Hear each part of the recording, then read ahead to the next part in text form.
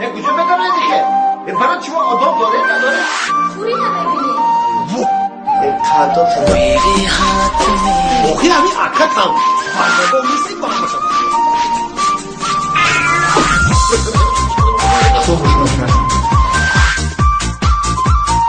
اینجا باشید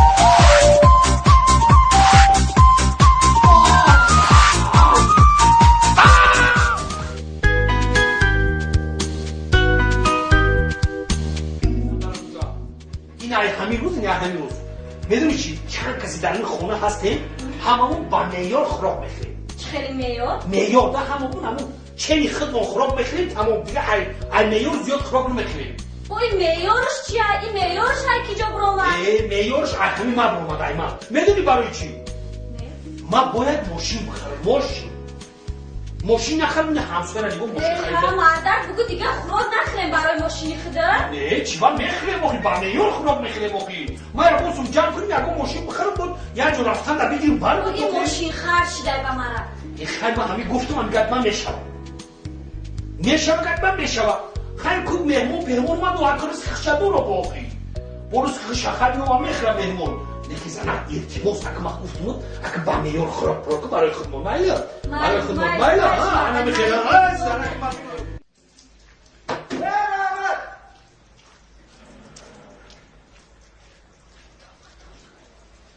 ما بذار گلابی جمهوری اومد بابا زنا بابا بیا حیولا سلام علیکم یک کاردان تازه دیگه سوزه احوال لازم بگو سوزی دیگه تیجی بشه سلامتی سوزه احوال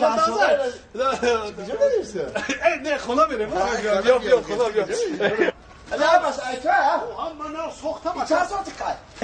بیا برای شما خدای دوا بسم الله الرحمن سوخته بشه که نصیب سلام علیکم رازق توصیفیه بدرو بشی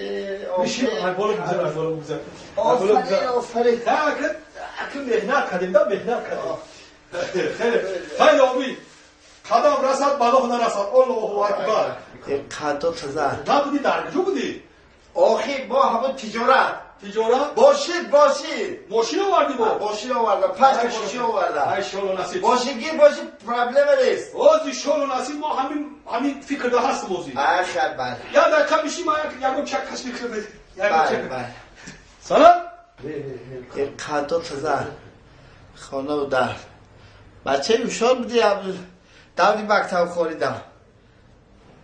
یکم درس خونه یکم چه یکم نوپونه یکم آخه ختم هازی میلیار گفته اینم مهمان آمد میار آخه ده زنک تو گوش کن آخه همون مهمان رزق چدوره میدونی چی؟ همین یک درس خونه یک نون یک چونیک یک پیوله یک تخمه در همون سکاوراتکا پس بیار بسه کجا هستیدو؟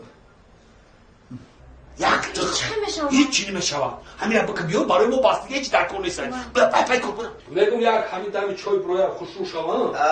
محمد جان سوزی دیگه وقت کارو چخیره؟ کارو میشوه مایده خیلی خونو رو هم سوز کردیم شما نصیب بیا چیکار بیا زنک بیا بازی همین بیا در پیشی مهمون نخود تو در بایمونی مهمون خود یکیم کجا اومده گر بیا مهمون جون مرامت که یک پله چای برزیم بیا مرامت که بیا چای بگیر بیا مهمون بگیر نام بگیر مهمون جون مهمون خیلی که باور میکنی محمد همین خیلی زندگی همین هست همین کم خیلی